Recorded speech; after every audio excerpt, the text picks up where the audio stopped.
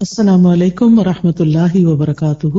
رب اشرح لی صدری ویسر لی امری واحلل عقدۃ من لسانی یفقہوا قولی۔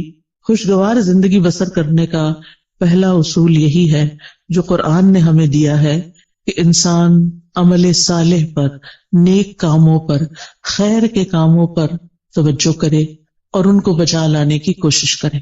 اس میں ہم سورۃ النحل میں دیکھتے ہیں، آیت نمبر 97 ہے، من عمل صالحا من ذکر او انثى وهو مؤمن فلنحيينه حیاتا طیبہ ولنجزینہم اجرہم باحسن ما كانوا یعملون۔ جو کوئی نیک عمل کرے گا، جو بھی کوئی اچھا کام کرے گا، خواہ مرد ہو یا عورت ہو، شرط یہ کہ وہ مومن ہو، وهو مؤمن فلنحيينه حیاتا طیبہ، تو ہم اس کو ضرور عمدہ زندگی بسر کروائیں گے، حیات طیبہ۔ یہ آخرت کی بات نہیں ہو رہی، یہ دنیا کی بات ہو رہی ہے کہ دنیا میں بھی اس کو ایک اچھی پیور لائف ملے گی، صاف ستھری زندگی ملے گی، اور اس کا تعلق انسان کے ظاہر سے بھی ہے اور انسان کے دل سے بھی ہے۔ اور پھر اس کے بعد وَلَنَجْزِيَنَّهُمْ أَجْرَهُمْ، ان کو ان کے اعمال کا بدلہ بھی ضرور دیں گے، بِأَحْسَنِ مَا كَانُوا يَعْمَلُونَ، اس بہترین طریقے پر جو وہ عمل کرتے تھے، یعنی جس کوالٹی کا، جس درجے کا وہ عمل کرتے ہوں گے، اسی درجے کے مطابق ان کو وہاں بدلہ بھی دیا جائے گا۔ اس لیے ہمارا فوکس اس بات پر ہونا چاہیے کہ ہم اپنی زندگی میں نیک اعمال کی طرف متوجہ ہوں، لیکن نیک اعمال سے پہلے ایمان ضروری ہوتا ہے، یعنی ہمیں اپنے ایمان پر کام کرنے کی ضرورت ہے۔ وَهُوَ مُؤْمِن شرط ہے، اگر ایمان نہیں ہے تو آپ دیکھیں اچھے کام تو دنیا میں ہر کوئی کم کوئی زیادہ اچھے کام کرتا ہے، بلکہ بہت سے نان مسلم ایسے ہیں جو شاید مسلمانوں سے بھی زیادہ اچھے کام کر رہے ہوں، انسانیت کی بھلائی کے کام کر رہے ہوں، لیکن وہ فائدہ نہیں دیتے جب تک کہ وہ اللہ کے لیے نہ کیے جائیں اور اللہ پر ایمان لا کر نہ کیے جائیں۔ ایون مسلمان بھی اگر کوئی اچھا کام کرتا ہے لیکن اللہ کے لیے نہیں کرتا تو اس کا فائدہ نہیں ہوتا اس کو۔ اگر وہ اپنا کام دکھاوے کے لیے کر رہا ہے، دوسروں کو خوش کرنے کے لیے کر رہا ہے، تو اس کا وہ فائدہ نہ ہوگا۔ لہذا پہلا کام کیا کرنا ہے ہمیں کہ ہمیں اپنے ایمان پر کام کرنا ہے۔ ہمیں دیکھنا ہے کہ ہمارا ایمان کس کس چیز سے بڑھتا ہے اور کس کس چیز سے بڑھے گا۔ لہذا بہت ضروری ہے کہ ہم وہ کام کریں جس سے ہمارا ایمان بڑھے۔ اس میں آپ دیکھیں کہ ہم میں سے ہر شخص اپنے دل کی کیفیت کو تو سمجھتا ہے، ہم میں سے ہر ایک کو پتا ہے کہ کس کام کے بعد میری اندر کی فیلنگز اچھی ہو جاتی ہیں، میری اللہ سے محبت بڑھ جاتی ہے، مجھے لوگوں سے کوئی شکوے شکایت نہیں رہتے، مجھے صبر کرنا آ جاتا ہے، مجھے شکر کرنا آ جاتا ہے، مجھے لوگوں کے رویوں سے بے نیازی آ جاتی ہے، دنیا کے غم ہلکے ہونے لگتے ہیں۔ وہ کون سی چیز ہے؟ اس راز کو پائیں۔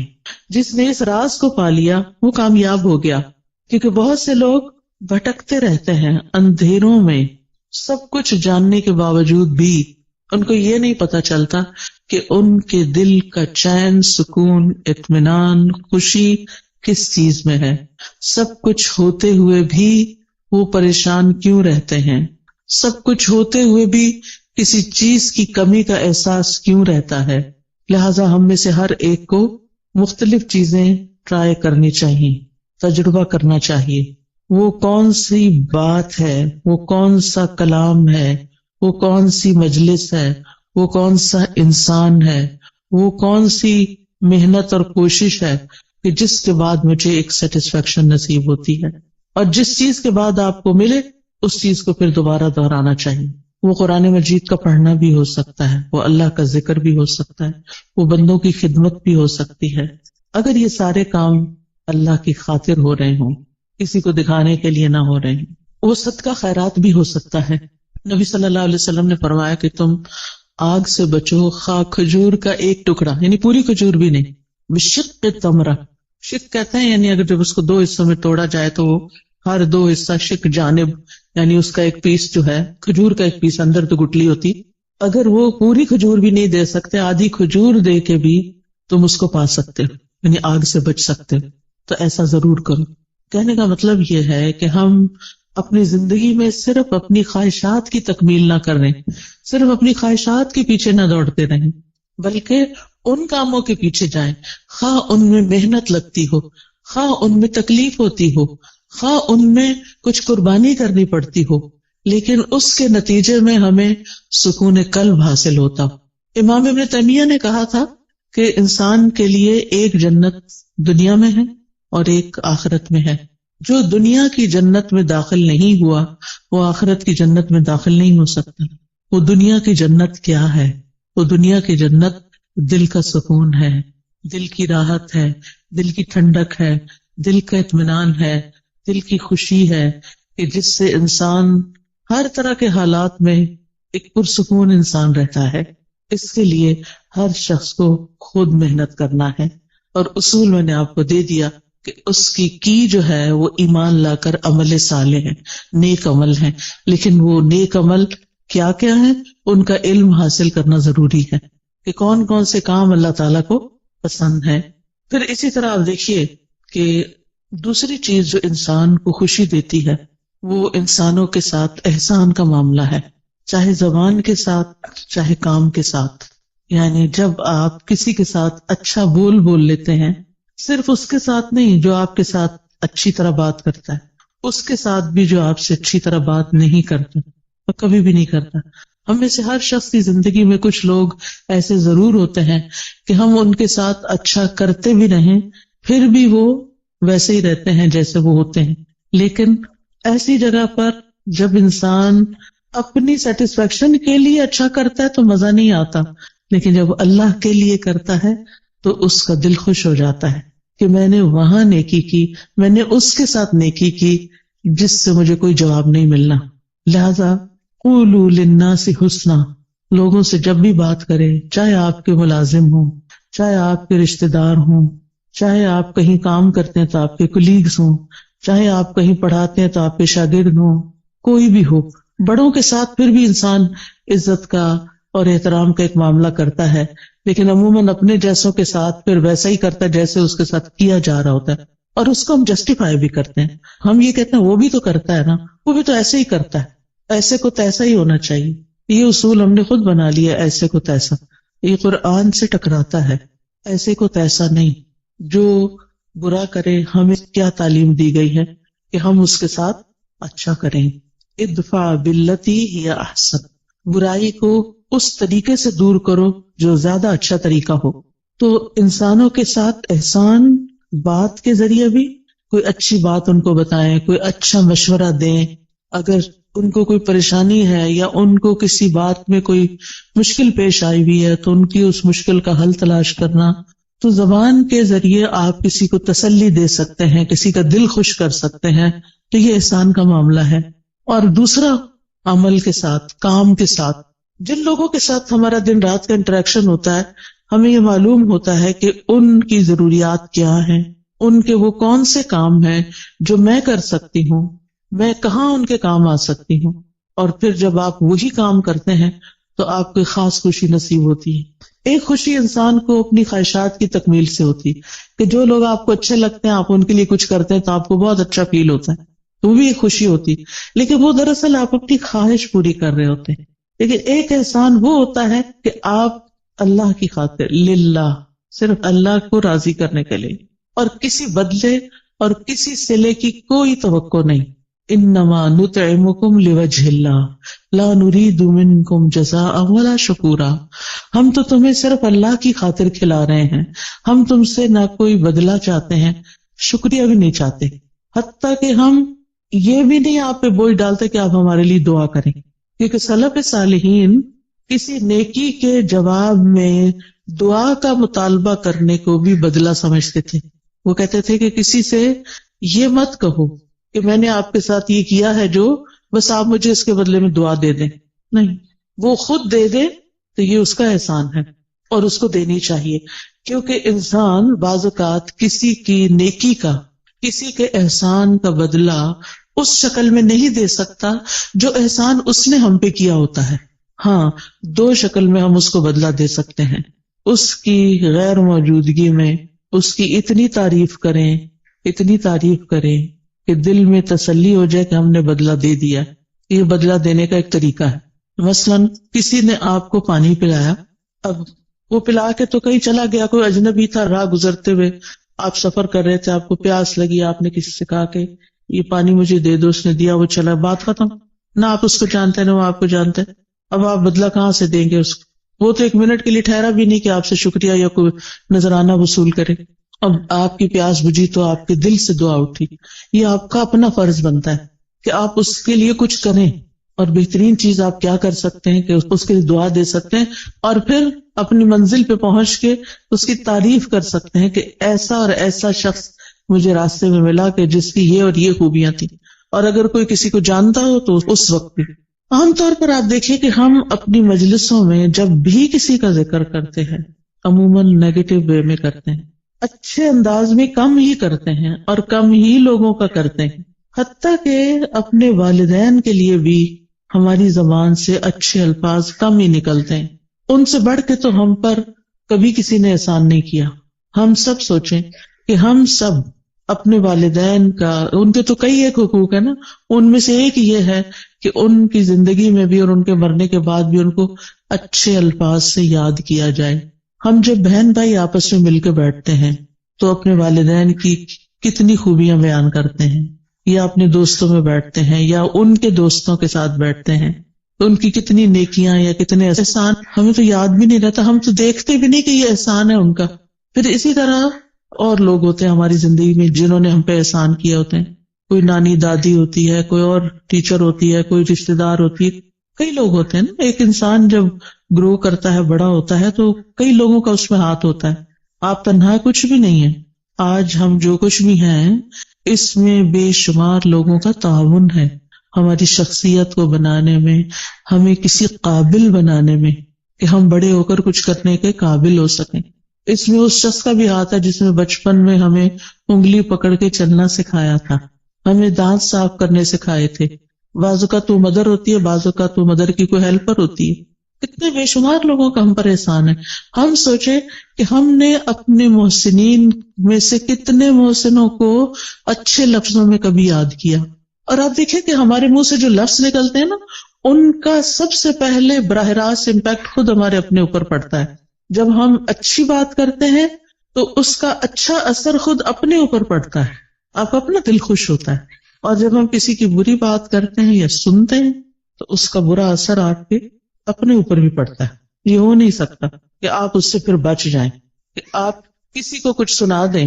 اور سے کوئی شخص کسی کو کوئی گالیاں دے رہا ہے تو یہ تو نہیں ہوتا کہ وہ اٹھا کے صرف اس پہ کچھ پھینک رہا ہے، وہ اپنے آپ کو اپنے کانوں کے ذریعے اپنے دل پہ بھی پھینک رہا ہے.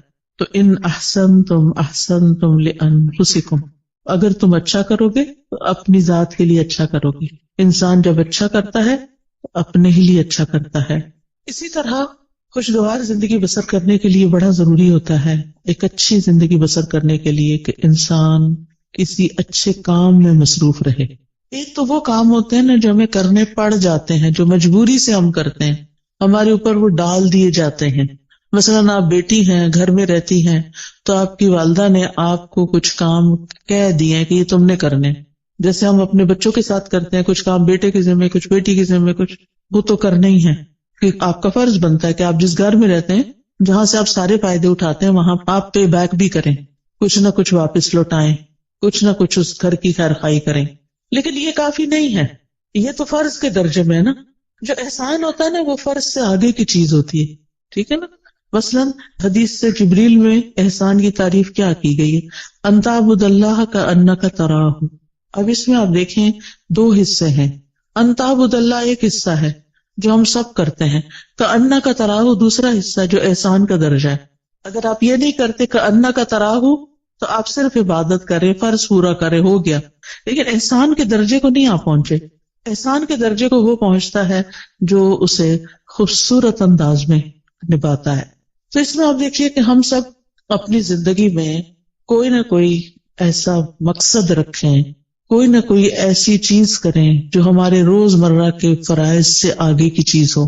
اس میں ہم کوئی علم سیکھنے کی بات کر سکتے ہیں، کوئی سکھانے کی کر سکتے ہیں، کوئی ایسا ہنر اللہ نے آپ کو دیا ہے کہ جس سے آپ خلق خدا کو کوئی فائدہ پہنچا سکتے ہیں.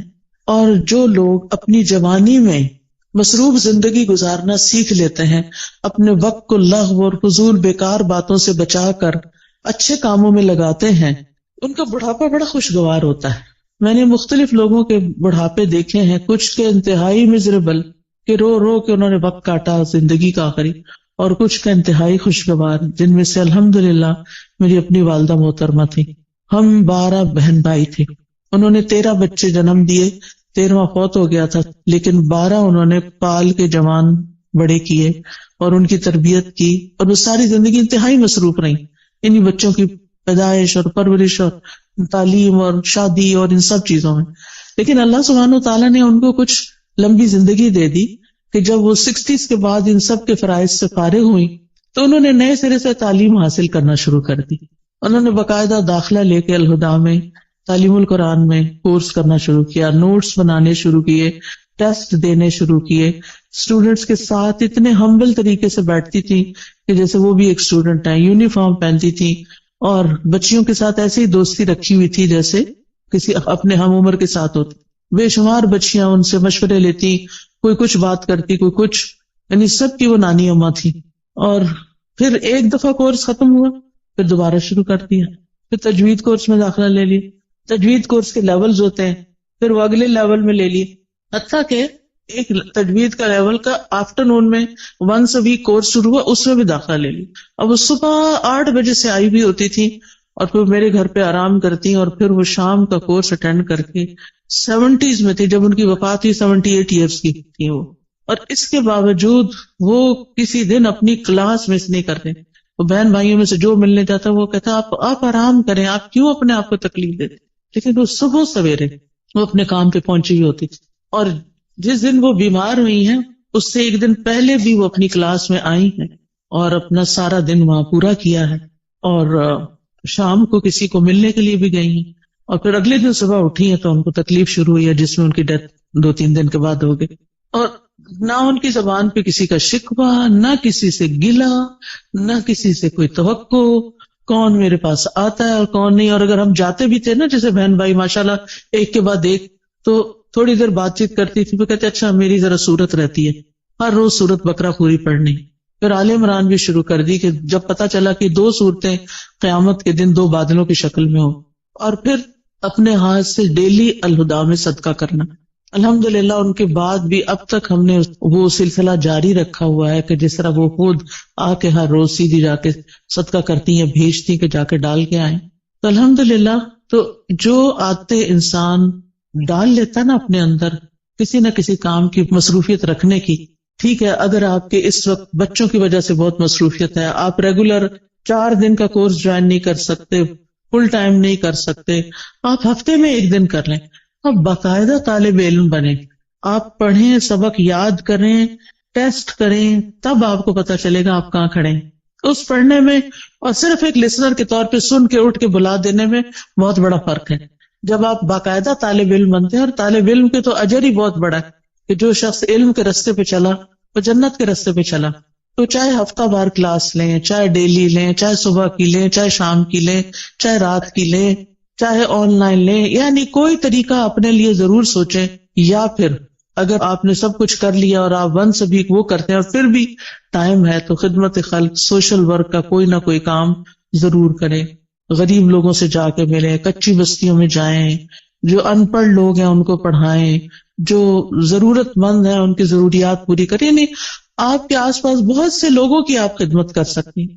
تو جو کسی کے ساتھ احسان کا معاملہ کرتا ہے وہ احسان واپس اس پہ لوٹ کے آتا ہے، یعنی واپس آپ کی طرف ہی آئے گا، دنیا میں بھی آپ کو فائدہ دے گا، آپ کی زندگی خوشگوار ہو جائے گی، آپ کے غم دور ہو جائیں گے، اور آخرت میں تو فائدہ دے گا ہی دے گا۔ مسلمان کو جب قبر میں دفن کیا جاتا ہے، اور قبر کی تنہائی تو آپ کو پتہ ہے کوئی بھی ساتھ نہیں جاتا، اس وقت صرف عمل ساتھ جاتے ہیں، تو نماز اس کے سرانے کی طرف آ جاتی ہے، صدقہ خیرات اس کے، زکوٰۃ دائیں طرف آ جاتی ہے، روزہ بائیں طرف، اور صدقہ خیرات اور دیگر نیکیاں پاؤں کی طرف، لہٰذا کوئی بھی عذاب کسی طرف سے بھی آنے کا رستہ نہیں رہتا، اور وہ یہ چیزیں اس کو پروٹیکٹ کرتی ہیں۔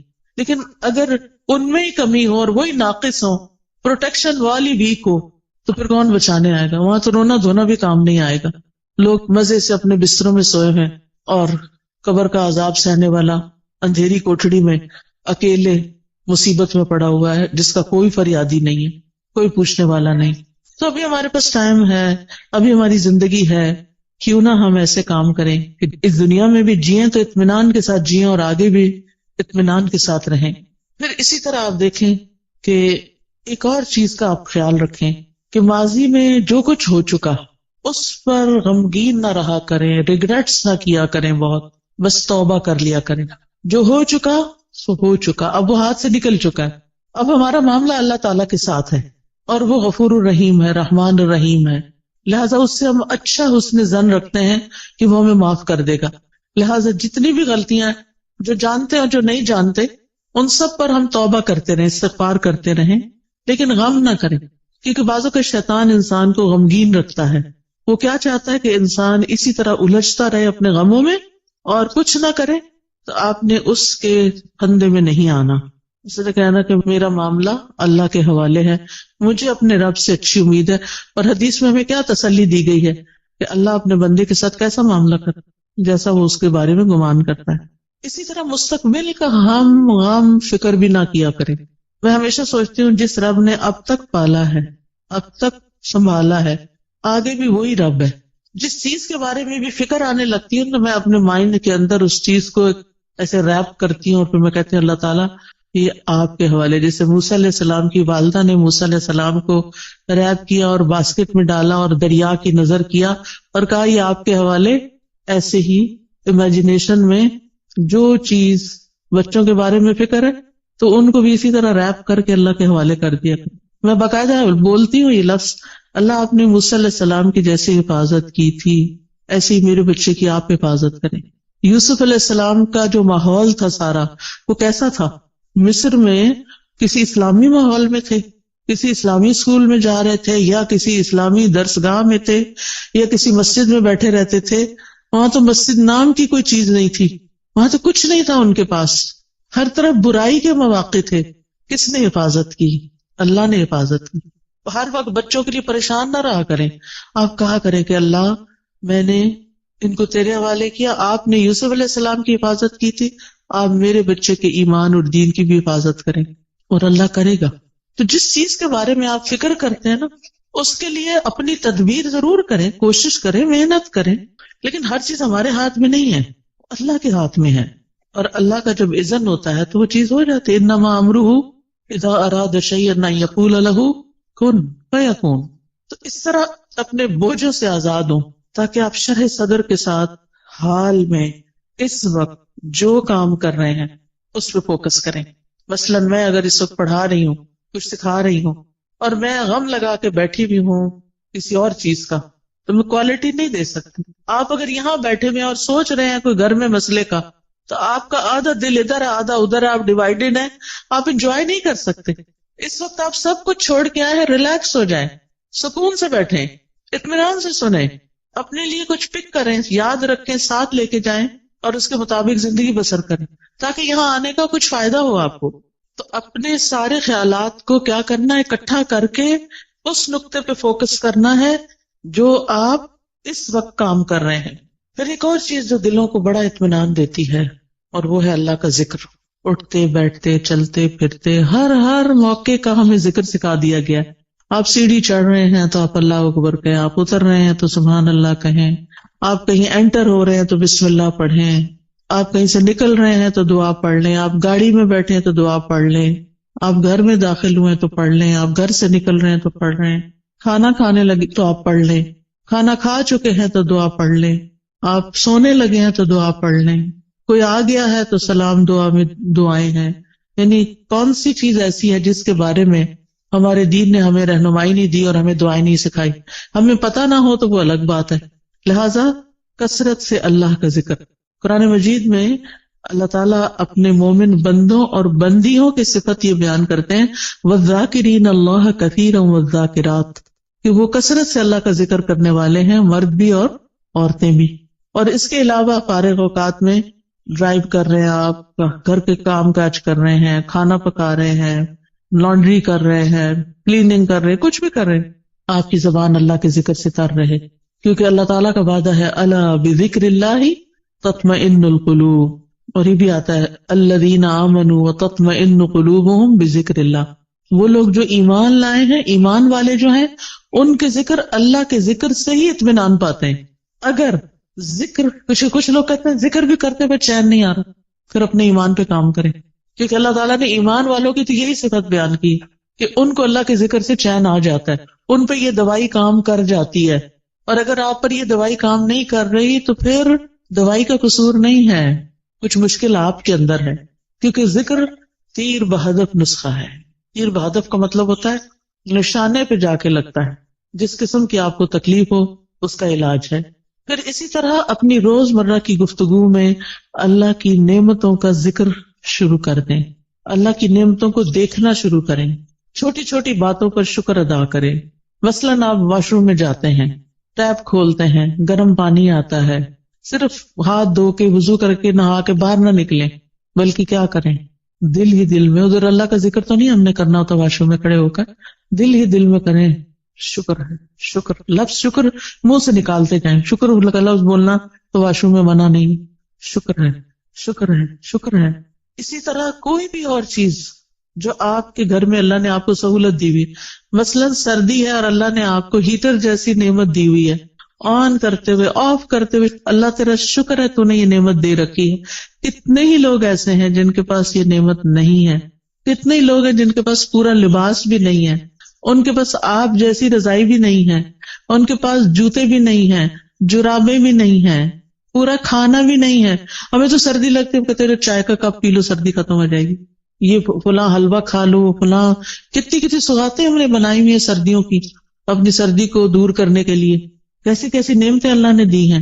یعنی صرف کھانے کی حد تک تھوڑی رہتے ہیں ہم سب کہیں نہ کہیں سے کچھ نہ کچھ بچا کے کر کے ہم اپنے لیے کچھ نہ کچھ ایکسٹرا بنا لیتے ہیں. کتنے لوگ ہیں جن کے پاس یہ سب کچھ، پھر بھی ہم روتے ہیں کیونکہ ہم شکر ادا نہیں کرتے. آپ چل سکتے ہیں، آپ بول سکتے ہیں، آپ کو کوئی اچھی سی خوشبو آتی ہے، شکر، اللہ تیرا شکر. اللہ کی نعمتوں پر شکر ادا کرنا سیکھیں. اور لوگوں سے بھی بات کریں تو نعمتوں کا ذکر کریں، مسائل کا نہ ہر وقت کریں. مشکل پتہ کیا ہے، ہم صرف مسائل کو ڈسکس کرتے ہیں، یہ مسئلہ پیش آ گیا، وہ مسئلہ پیش آ گیا، یہ مسئلہ حل نہیں ہوا، وہ مسئلہ حل نہیں. شوہر گھر آئے گا تو مسائل کی پٹاری کھل جائے گی، بچوں سے ملاقات ہوگی تو مسائل ہیں، کیوں ہر وقت مسائل کی باتیں کریں؟ مسائل جس وقت یاد آئے نا، دیر اینڈ دین دل ہی دل میں اللہ کو پکار لیا کریں، اللہ تعالیٰ یہ مسئلہ تو ہے، بس آپ حل کر دیں، سارے خزانے تیرے ہاتھ میں، آپ نہیں کرنا ہے. اور واقعی ہم نے خود تو کرنا نہیں ہوتا، کوشش ضرور کریں، لیکن بندوں کے پاس حل کوئی نہیں ہے. بندے آپ کی طرح یا آپ سے بھی زیادہ کمزور ہوتے ہیں.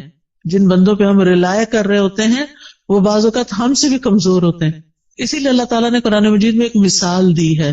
اللہ کے سوا جنہوں نے اور سہارے بنا رکھے ہیں، اولیاء بنا رکھے ہیں، مددگار سمجھ رکھے ہیں، ان کی مثال مکڑی کی طرح ہے جو ایک گھر بناتی ہے، اور گھروں میں سب سے کمزور گھر مکڑی کا ہوتا ہے. اگر مثال کے طور پر کہیں مکڑی کا جالا لگا ہوا ہے اور آپ ذرا سلپ ہونے لگے، پکڑے ذرا جالے کو، سہارا دے گا آپ کو؟ نہیں، کمزور ہے وہ جالا. کمزوروں کا سہارا چھوڑ کر سب سے طاقتور کا سہارا پکڑیں، اللہ پر توکل کریں، اللہ کا سہارا لیں، اللہ سے مدد مانگیں، اس پر یقین رکھیں. ہر چیز اس کے ہاتھ میں ہے، بیدہ الملک، ساری بادشاہت، ساری ملکیت اسی کی ہے. وہو علی کل شیء قدیر، اور وہ ہر چیز پر پوری قدرت رکھتا ہے. پھر آپ دیکھیں کہ جو چیزیں آپ کو پریشان کرتی ہیں نا، ان کی کسی وقت لسٹ بنا لیں. مجھے یہ بھی فکر ہے، مجھے یہ بھی فکر ہے، یعنی کیا کیا کیا کیا کیا کیا پریشان کرتا، کیا کیا غمگین کرتا. ہاتھ پہ ہاتھ رکھ کے نہیں بیٹھے رہیں، لسٹ بنائیں. کیا بادر کر رہا ہے، کیوں کر رہا ہے، اس مسئلے کا حل کیا ہے. ٹھیک ہے نا؟ تو ان مسائل کے حل کی کوشش بھی کرنی ہے. مسائل لکھ لینے، اس کا حل. پھر آپ دیکھیں کہ کن لوگوں کے پاس اتنی عقل سمجھ ہے کہ جو اس کو جان. مثلاً آپ بیمار ہوتے ہیں، کس کے پاس جاتے ہیں؟ یہ کس کے پاس جانا چاہیے؟ سب چپ بیٹھے ہیں، لگتا جاتے ہی نہیں. ڈاکٹر کے پاس. ڈاکٹر شفا دیتا ہے؟ نہیں، تو پھر کیوں جاتے ہیں؟ ذریعہ بنتا ہے. ٹھیک ہے، اس کوشش کی وجہ سے جو ہم پر لازم کی گئی ہے کہ کوئی مسئلہ پیش آ جائے تو اس کو دور کرنے کے لیے کوشش کریں، یہ یقین رکھتے ہوئے کہ کوشش ہماری طرف سے اور شفا اللہ کی طرف سے. ہم جا رہے ہیں ڈاکٹر کے پاس، ڈاکٹر اپنے علم کی روشنی میں ہمیں مشورہ دے گا، دوائی دے گا، اس دوا میں شفا اللہ ڈالے گا. ایسے سوچا کریں. ٹھیک ہے. گیزر خراب ہو جائے تو کس کے پاس جاتے ہیں؟ پلمبر کے پاس. اسی طرح جس قسم کا کوئی مسئلہ پیش آتا ہے زندگی میں، اس کا حل کس کو اللہ نے سکھایا، کون ہو سکتا ہے، بس اس کے پاس جائیں. ہر ایک کے سامنے. یہ نہیں کہ دوست کا فون آیا تو اس کو کہانی سنا، آج گیزر خراب ہو گیا تھا، پھر ٹھنڈا پانی تھا، پھر یہ ہو گیا. وہ کتنا وقت اپنا بھی ضائع کر اس کو بھی بیزار کیا. وہ کیا کر سکتی ہے اپنے گھر میں بیٹھی ہوئی آپ کے گیزر کے لیے؟ ہاں یہ ہو سکتا ہے. آپ کو نہیں پتا کسی اچھے پلمبر یا کسی اچھے کام کرنے والے، تو آپ اسے یہ کہہ سکتی ہیں آج یہ مسئلہ پیش آیا ہے، تمہارے علم میں کوئی ہے جو یہ مسئلہ حل کر سکے؟ اگر ہے تو ٹھیک، ورنہ آگے چلو، کوئی اور بات کرو. ہم عقل کا ثبوت نہیں تھے، ہر بات ہر ایک سے نہیں کرنی ہوتی. ہم سمجھتے ہیں جو سامنے آ گیا، جو مل گیا، اس کو ہم اپنی کہانی سنا دیں گے کہ مسئلہ حل ہو جائے گا. ایسے نہیں ہوتا مسئلہ حل. پھر اگر وہ حل نہیں کرتا، یا ہم اگر اسے غلط توقع ہو، غلطی ہماری، غلط توقع ہم نے رکھی، پھر اگر مسئلہ حل نہیں ہوا تو پھر ہمیں اس سے شکوہ ہو جاتا ہے، پھر ہم اس سے ناراض ہو جاتے ہیں. اس نے تو میرے لیے کچھ کیا ہی نہیں، بھئی وہ بیچارہ کر ہی نہیں سکتا تھا، غلطی تو آپ کی کہ آپ نے اس کو پکڑا. ٹھیک ہے. اور ویسے بھی جب تک مسئلہ حل نہیں ہوتا نا، تو اپنے آپ کو تسلی دینے کے لیے سوچا کریں کہ مجھ سے بھی زیادہ بہت سے لوگ ایسے ہیں جن کے اس سے بھی زیادہ مسائل ہیں. کوئی بیماری آ گئی، اللہ نہ کرے، اس میں آپ کیسے پرسکون رہ سکتے ہیں؟ ان سب پر سوچیں جو اس بیماری میں مبتلا ہیں، بلکہ اس سے بھی ورس کنڈیشن ہے. تو آپ اللہ کا شکر ادا کرنے لگ جائیں کہ شکر ہے میں اس طرح کے مسئلے میں نہیں ہوں، اور اللہ نے مجھے وہ ساری سہولتیں دی ہیں کہ میرا علاج ہو سکتا ہے. کتنے لوگ ہیں جو اپنا علاج کرا سکتے ہیں، اور کتنے لوگ ہیں جن کو اچھے ڈاکٹرز مل سکتے ہیں. لہٰذا نعمتوں کا ذکر کرتے رہیں اور غموں کا ازالے کی کوشش میں لگے رہیں. پھر اسی طرح ماضی کے ایسے واقعات، ایسے حادثات جنہوں نے آپ کی زندگی کو، کچھ انسانوں کے ساتھ آپ کا معاملہ گڑبڑ ہوا، کچھ اور اس طرح کے گریوینسز ہیں، ان کو نا کہیں کھود کی زمین میں دفنا دیں سب کو. وہ پنجابی میں کہتے ہیں نا مٹی پاؤ، ان پہ لٹرلی مٹی ڈالیں. آپ نا اپنے امیجنیشن سے کام لیا کریں کہ آپ امیجنیشن میں گڑھا کھود رہے ہیں، اور پھر اس میں وہ سارا مسئلہ ڈال کے، اوپر مٹی ڈال کے دفن کر دیا اور بھلا دیا، بس ختم. کوئی بات بھی کرے تو انہیں کہیں الماضی لا یذکر. عربی میں ایک محاورہ ہے الماضی لا یذکر. ایک شخص کے بارے میں آتا ہے کہ اگر کوئی اس کو تکلیف دیتا ہے یا کسی کے ساتھ اس کا کوئی ایسا معاملہ ہو جاتا، اور پھر وہ شخص شرمندہ ہو کے اس کے پاس آتا کہ مجھے معاف کر دو، میں نے فلاں وقت میں تمہارے ساتھ ایسا کیا، تو وہ یہی بولتا الماضی لا یذکر. ماضی کی باتیں نہیں دہراتے، جو ہو گیا اب ذکر نہیں کرو. کہتے ہیں وہ فوت ہو گیا اور کسی کو خواب میں آیا کہ اللہ نے تمہارے ساتھ کیا معاملہ کیا، تو کہتا کہ الماضی لا یذکر، میرے بھی پچھلے سارے گناہ معاف کر دیجیے. تو انسان ہے نا، انسانوں سے ہمیں تکلیف پہنچ جاتی ہے، لیکن ہم نے رہنا بھی ان کے ساتھ ہوتا. تو پچھلی باتوں کا نہ کھوتے کو ریتتے رہا کریں، اور دعا کیا کریں اللہ میرے ذہن سے نکال دے یہ باتیں. بعض اوقات یہ ہوتا ہے کہ شادی کے موقع پر کوئی مسہیپ ہو جاتا ہے، شوہر کی طرف سے ایسی تکلیف پہنچتی ہے، یا کسی اور کی طرف سے، یا کبھی بچوں کی طرف سے بھی، اور وہ ہرٹ کرتی ہے باقاعدہ. ان سب کو نکال دیں زندگی سے، ایز اٹ ہوئی نہیں. پھر ایک بڑی خوبصورت دعا ہے نبی صلی اللہ علیہ وسلم کی، جو زندگی کو خوبصورت بنانے کے لیے فائدہ مند ہے. اللہم اصلح لی دینی الذی هو عصمت امری، واصلح لی دنیای التی فیہا معاشی، واصلح لی آخرتی التی فیہا معادی، واجعل الحیات زیادۃ لی فی کل خیر، واجعل الموت راحۃ لی من کل شر. یہ دعا زبانی یاد کر لیں، اور اس کو دن میں کم از کم ایک دفعہ تو ضرور پڑھا کریں. ساری چیزیں ٹھیک ہو جائیں گی. اس میں دین، دنیا، آخرت، ہر چیز کو ٹھیک کرنے کی بات ہے. پھر اسی طرح بعض اوقات انسان اپنے اوپر قابو نہیں پا سکتا، اپنے ہاتھوں مجبور ہوتا ہے، چاہے غصے کا وقت ہو، چاہے غم کا وقت ہو، چاہے خوشی کا وقت ہو. بعض اوقات ہم خوشی میں بھی آپے سے باہر ہو رہے ہوتے ہیں. تو ایسی صورت میں اللہ تعالیٰ سے دعا کیا کریں اللہم رحمتک ارجو فلا تکلنی الی نفسی طرفۃ عین وَأَصْلِحْ لِي شَأْنِي كُلَّهُ لَا إِلَٰهَ إِلَّا أَنْتَ. اے اللہ میں تیری رحمت کی امید رکھتی ہوں، تو مجھے میرے نفس کے حوالے ایک آگ جھپکنے کی دیر بھی نہ کرنا، ایک لمحے کے لیے بھی مجھے میرے نفس کے حوالے نہ کرنا، کیونکہ ان النفس لأمارۃ بالسوء، یا تو نفس کسی برائی کی طرف لے جائے گا، یا نفس کوئی بری بات یاد کر لے گا پچھلی اور اس سے پریشانی کڑی ہو جائے گی. تو لا الہ الا انت، اللہ الہ تو ہی میرا ہے. تو انشاءاللہ یہ دعائیں دل کو مضبوط کرتی ہیں، اور پھر جب دل مضبوط ہو جاتا ہے تو اللہ پہ توکل بڑھ جاتا ہے، اور جو اللہ پہ توکل کرتا ہے اللہ اس سے کافی ہو جاتا ہے. وَمَن يَتَوَكَّلْ عَلَى اللَّهِ فَهُوَ حَسْبُهُ، جو اللہ پہ توکل کرتا ہے اللہ اس کا کام بنا دیتا ہے. پھر اسی طرح یہ ہے کہ اپنی زندگی میں اچھے لوگوں کے حالات زندگی پڑھا کریں، صحابہ کے بارے میں، صحابیات کے بارے میں، نبی صلی اللہ علیہ وسلم کی سیرت، قصص القرآن، کیسے لوگوں نے صبر کیا، کیسے زندگیاں گزاری، نیک لوگوں کے حالات، علماء کے حالات، محدثین کے، مفسرین کے، فقہاء کے، جنہوں نے کچھ کام کیے ہیں زندگی میں، آپ کو اس سے بہت خوشی ملے گی. ایسی کتابیں ہیں. جب میں یہاں پڑھتی تھی تو بہت لائبریریاں تھیں. دیال سنگھ لائبریری تھی، آئی ڈونٹ نو ابھی ہے یا نہیں. پھر اسی طرح یہ کلب روڈ پہ لائبریری تھی، میں اس میں بھی جایا کرتی تھی، مال پہ جو کلب روڈ پہ لائبریری. پھر اسی طرح یونیورسٹیز کی لائبریری، کالجز کی لائبریریز، اور جگہوں پہ لائبریری. تو آپ ایسی کتابیں لا کے بھی پڑھ کے واپس کر سکتے ہیں، ورنہ ہی کہ اب تو نیٹ پہ ہر چیز اویلیبل. ایسے لیکچرز اردو اور انگلش میں موجود ہیں جو حیات صحابہ اور صحابیات اور علماء امت کے بارے میں، مسلم ہیروز کے بارے میں موجود ہیں، ان کو سنیں. اس سے یہ ہے کہ آپ کی زندگی صراط مستقیم پہ آئے گی، کیونکہ ہم ہر روز کہتے ہیں اہدنا الصراط المستقیم صراط الذین انعمت علیہم غیر المغضوب علیہم ولا الضالین. آمین. تو انشاءاللہ ان لوگوں کی زندگی میں آپ کو بڑی بڑی رہنمائیاں ملیں گی. پھر اسی طرح یہ ہے کہ زندگی میں اعتدال بڑا ضروری ہے. خوشی میں اعتدال، غم میں اعتدال، محبت میں اعتدال، نفرت میں اعتدال، ہر چیز میں توازن اور اعتدال.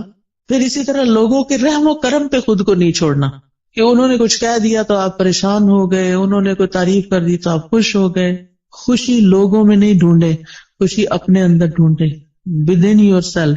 آپ لوگوں کی مرضی پہ جینا نہ شروع کریں، اللہ کی مرضی پہ جئیں. اب لوگ ایسا لباس چاہتے ہیں تو ہم ویسے بن جائیں. کیوں بن جائیں؟ میرا رب تو کچھ اور چاہتا ہے، لوگ کچھ اور چاہتے ہیں. میں نے تو لوٹ کے رب کے پاس جانا ہے، میں کیوں لوگوں کو خوش کرتی رہوں؟ مجھے تو اپنے رب کو خوش کرنا ہے. اور اسی طرح تمام معاملوں میں. پھر آپ دیکھیے کہ جب آپ کوئی بھی ایسی چیز کریں گے یعنی جو رب کی مرضی کے مطابق ہوگی، رب کی مدد سے ہوگی، رب کی خاطر ہوگی، تو اس چیز میں برکت بہت ہو جائے گی. للہ و باللہ و علی اللہ، اللہ کے لیے، اللہ کی مدد سے اور اللہ پہ بھروسہ کرتے ہوئے. اور پھر یہ کہ اپنے اوپر ناجائز بوجھ نہ ڈالا کریں. مومن اپنے آپ کو ذلیل نہیں کرتا، ایسے فتنوں اور ایسے کاموں میں نہیں پڑتا کہ جن کا وہ بوجھ نہ اٹھا سکے. لہذا جذبات میں آ کے ایسے کام مت شروع کر دے کہ جن کو آپ 2 دن کر کے پھر تھک جائے اور کہ آپ میں نہیں کر سکتے. جو بھی کام شروع کرے بیبی سٹیپ لیں، چھوٹا چھوٹا کریں، پھر آگے بڑھتے جائیں. ورنہ بڑا بھی کام کرنا ہے نا، 1000 میل کا بھی سفر طے کرنا ہے تو 1 قدم سے شروع کریں اور پھر پہنچ جائیں گے آپ اپنی منزل کو. لیکن زندگی میں چلتے رہیں، کچھ کرتے رہیں. اللہ تعالیٰ ہمیں اس کی توفیق عطا فرمائے. وآخر دعوانا ان الحمد للہ رب العالمین. تو آپ میں سے اگر کوئی کچھ بات کرنا چاہتا ہے تو یو آر موسٹ ویلکم. السلام علیکم استاد جی. وعلیکم السلام. میں پوچھنا چاہتی ہوں کہ آپ جو دعائیں ہمیں بتاتی ہیں، سکھاتی ہیں، تو یہ ہمیں کہاں سے ملیں گی؟ ہم یاد کرنا چاہتے ہیں. جی 2 چیزیں ہیں. اچھا سوال کیا آپ نے، سب کا بھلا ہو جائے گا. مجھے نہیں معلوم یہاں کوئی اسٹال لگا ہوا یا نہیں، لیکن قرآنی اور مسنون دعائیں جو ہیں اور ایاک نستعین، اس کے اندر یہ دعائیں ہیں. اسی طرح اگر آپ کے پاس آئی فون یا اینڈرائیڈ ہے تو اس میں ایپ ہے دعائیں کے نام سے. آپ اگر الہدیٰ انٹرنیشنل ٹائپ کریں نا سرچ میں جا کے، جہاں سے ایپس نکلتی ہیں، تو وہاں الہدیٰ انٹرنیشنل ٹائپ کریں تو وہاں جتنی بھی ایپس ہم نے بنائی ہیں وہ ساری آ جائیں گی. اس میں قرآنی اور مسنون دعاؤں کی ایپ الگ بھی آ جائے گی، سونے جاگنے کی بھی آ جائے گی، اور ایک دعائیں کے نام سے ساری دعاؤں کو اکٹھا کر دیا گیا، وہ بھی آ جائے گی. وہ آپ ڈاؤن لوڈ کر لیں اپنے فون پر، اور جب آپ کا دل چاہے اس کو مارک کر لیں، بک مارک لگا لیں اور اپنی دعائیں پڑھتے رہیں. ٹھیک ہے، اس میں فیوریٹ کا نشان بھی لگا سکتے ہیں. دعائیں تو بے شمار ہیں، جو مجھے ملی سب ڈلواتی گئی. یعنی اس میں یہ کوشش کی کہ کوئی چیز رہے نہیں، جو علم میں آئے وہ رہے نہیں، وہ جمع ہو جائے بس، تاکہ سب کچھ اللہ سے مانگ لیں. خود تو آتا نہیں نا، تو جو رسول اللہ صلی اللہ علیہ وسلم نے مانگی یا نیک لوگوں نے مانگی، ہم بھی وہ مانگ لیں اپنے لیے. تو اس ایپ کو میں بہت انجوائے کرتی ہوں. بس ایسے اوپر کرتے جاؤ اور پڑھتے جاؤ اور دعائیں مانگتے جاؤ اور مانگتے جاؤ. عمرے کی صحیح ختم ہو جاتی ہے، وہ دعائیں ختم نہیں ہوتی. اتنی دعائیں ہیں اس میں الحمدللہ. تو وہ آپ ایپ ڈاؤن لوڈ کر لیجیے. ٹھیک ہے. اور کوئی؟ السلام علیکم. وعلیکم السلام. میرا ایک سوال ہے کہ ابھی آپ نے اچھے طریقے سے بتایا کہ ہماری پرابلمز ہیں، ہماری مشکلات ہیں اور ان کو ہم نے ڈیل کیسے کرنا ہے. تو آپ گائیڈ کریں پلیز کہ اس وقت جو ہمارے یوتھ ہیں اور اسلام کی جو اس وقت شکل ہے دنیا میں، اس کو ہم کس طرح بہتر طور پہ کر سکتے ہیں، کیونکہ ہم سب مائیں ہیں، ہماری کوشش ہوتی ہے کہ ہم اپنے بچوں کو دین سے محبت اور دین کا جو ابھی آپ نے عقیدہ بتایا وہ ان میں آنا چاہیے. تو تھوڑا سا گائیڈ کریں پلیز، ہم کس طرح اپنے بچوں کو اس فتنوں کے دور میں دیکھیں کہ بچوں کی تربیت کے لیے بہت ساری چیزیں ہیں، بہت سے میرے لیکچرز بھی اس پہ ہیں، لیکن ایک چیز یاد رکھیے، جو ان سے کروانا ہے وہ خود نمونہ پیش کریں. اگر ہم خود کر کے وہ دکھائیں گے ان کو تو وہ بھی یقین کے ساتھ اس کو کریں گے، اور انشاءاللہ ہمارے کہنے میں بھی وزن ہوگا اور برکت ہوگی، اور انشاءاللہ وہ آگے بڑھ کے کریں گے. ہمیں سے ہر شخص اپنا اور اپنے سے آس پاس کے 10 لوگوں کا ذمہ لے لے کہ ان کی زندگیوں کو قرآن و سنت کے مطابق کرنا ہے، تو آپ دیکھیں کہ بہت جلدی امیج ٹھیک ہو سکتا ہے انشاءاللہ. اس میں کوئی ایسی چیز ہمارے پاس چھو منتر بالکل نہیں ہے کہ جس سے کچھ ہوگا. لانگ ٹرم کام کرنا پڑے گا. جیسے اگر آپ نے مثلا اپنا وزن کم کرنا ہو، کوئی دنیا میں ایسا نسخہ نہیں کہ آپ کوئی چیز کھا لیں اور آپ پتلے ہو جائیں. لمبے عرصے میں کام کر کے اپنا امیج ٹھیک کرنا پڑتا ہے. جی آپ کچھ کہنا چاہیں؟ میں قرآن کی خود بھی تعلیم حاصل کرنی چاہیے. آپ کے آس پاس جو ہے اتنا اچھا سینٹر بنا ہوا ہے، تو اپنی زندگی کا کچھ وقت نکالیں اور یہاں سے آ کے سیکھیں، تاکہ آپ کو اندازہ ہو کہ قرآن آپ کو اپنے بچوں کی تربیت کے کون سے اصول سکھاتا ہے، تاکہ آپ وہ امپلیمنٹ کریں. تو اس کے لیے پہلے علم کا ہونا ضروری ہے. تو یہ پاس ہی آپ کا سینٹر ہے، اس میں ضرور بالکل کوئی آ کے پراپر اس کا انٹروڈکشن کروا دے کہاں پر ہے. جی السلام علیکم ورحمۃ اللہ وبرکاتہ. جی یہ ہمارا جو سینٹر بنا ہوا ہے، اس میں آپ آفٹرنون بچوں کی کلاسز ہو رہی ہیں، پورے 5 دن ہو رہی ہیں. تو ہم نے فری پک اینڈ ڈراپ بھی دیا ہوا ہے، تو اس میں آپ بچوں کو لائیں. بچے الحمدللہ سیکھ رہے ہیں، تو آپ بچوں کو ادھر کروائیں. تو اس لیے یہ سب نے جو 408 ای بلاک، تو آپ بچوں کو بھیجیں تو بچے انشاءاللہ سیکھیں گے. آپ لوگ خود بھی آئیں، عورتوں کے لیے بھی کورسز ہیں، بچیوں کے لیے بھی ہیں، اور شام کو جو ہے وہ بچوں کی کلاسز ہو رہی ہیں. تو یہ سوسائٹی سے بہت لوگ آ رہے ہیں، یہ کماہا سے آ رہے ہیں، جٹول سے آ رہے ہیں. تو آپ بچوں کو ادھر لائیں تو بچے انشاءاللہ سیکھیں گے. السلام علیکم. کسی کو اور تو نہیں کچھ کہنا؟ السلام علیکم. جی وعلیکم السلام. میں آپ سے بات کرنا چاہتی ہوں کہ آپ سسٹم کی بات کریں. اللہ تعالیٰ قرآن پاک میں حاکم سے مخاطب ہے، تو سسٹم کی بات نہیں آپ کرتی ہیں، آپ قرآن کی ساری باتیں جی آپ صحیح کہتی ہیں. اللہ تعالیٰ نے قرآن مجید میں یا ایھا الذین آمنوا کہا ہے. بہت دفعہ ایمان والوں کو ہی خطاب کیا ہے، جس میں صرف حاکم نہیں ہوتے، سبھی ہوتے ہیں. اور جو کوئی بھی سسٹم بنتا ہے نا، وہ انسان بناتے ہیں. اگر یعنی سسٹم کسی بلڈنگ کا نام نہیں، سسٹم کسی دیوار کا نام نہیں، کسی مشین کا نام نہیں. سسٹم بنا بھی لیے جائیں تو ان کو امپلیمنٹ انسان کریں گے. کیا ہمارا ملک اسلام کے نام پر نہیں لیا گیا؟ کیا ہمارے ملک کا آئین اسلامی نہیں ہے؟ کیا ہمارے ملک میں بہت سے قوانین اسلامی نہیں ہیں؟ لیکن جتنے ہیں، میں نہیں کہتی سارے ہیں، لیکن جتنے ہیں وہ بھی کیوں نہیں امپلیمنٹ ہو رہے؟ کیونکہ ایسے افراد نہیں ہیں. ہم سب کو افراد کی تیاری کی کوشش کرنی چاہیے، خود بھی صحیح ہوں اور افراد کو بھی تیار کریں تاکہ وہ اس سسٹم کو چلائیں. ٹھیک ہے. اور کوئی؟ السلام علیکم. وعلیکم السلام. میں اور میرے بچے آپ کے بہت فین ہیں. آج مجھے بڑی خوشی ہو رہی ہے، میں نے آپ کو دیکھا ہے بائی فیس. تو جی بات یہ ہے کہ ہم لوگ جب نماز پڑھتے ہیں تو مجھے یہ اکثر کنفیوژن ہوتی ہے کہ میں کئی دفعہ باقاعدہ بیٹھ کے میں دعا نہیں کر سکتی. اکثر ایسا ہوتا ہے. تو یہ ہاتھ باندھ کے دعا کرنا یہ بھی ایک بہت ثواب کا کام ہے. مجھے اکثر ایسے کام ہوتے ہیں کہ مجھے چلنا پھرنا پڑ جاتا ہے. تو اس میں کوئی مجھے فرق تو نہیں پڑتا، کیونکہ اللہ تعالیٰ کہتا ہے چلتے لیٹتے اٹھتے بیٹھتے آپ دعا کر سکتے. جی کر سکتے. تو نماز کے بعد کی اسپیشلی جو دعائیں، نماز کے بعد جو شخص مصلی پہ بیٹھ کے دعا کرتا ہے اس کا فائدہ بہت ہے. اللہ تعالیٰ فرشتہ مقرر کر دیتے ہیں جو اس بندے کے لیے جو مصلی پہ بیٹھ کے دعائیں کر رہا ہو یا ذکر کر رہا ہو، اس کو دعائیں دیتے ہیں. اللہم اغفر لہ، اللہم ارحمہ، اللہ اس کی بخشش فرما، اس پہ رحم فرما.